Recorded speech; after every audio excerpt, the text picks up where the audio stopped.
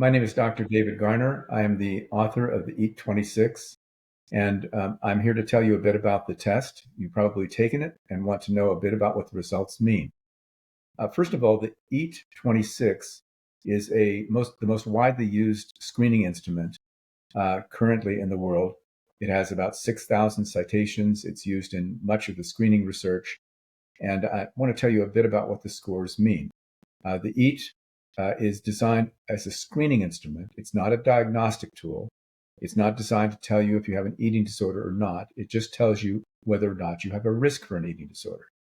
So you can score in at different levels, either low, medium, or high on the test.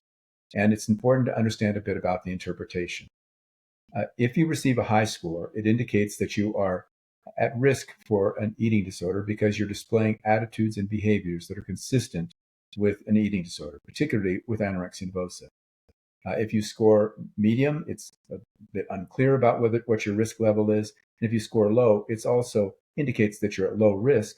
However, there's one important caveat. That caveat is that you can have an eating disorder. A certain number of people with severe eating disorders actually score low on the EAT.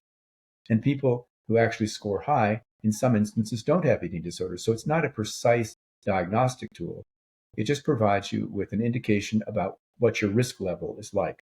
So it's important when you take the test to determine whether or not it's consistent with how you feel about your eating behavior.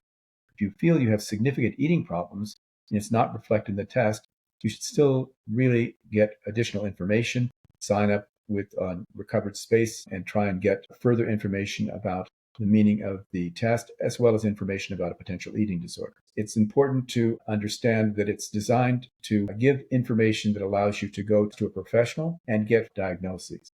EAT is a very useful screening tool. It's the most widely used screening tool there is, but it doesn't tell you whether or not you have an eating disorder, just tells you about your risk level.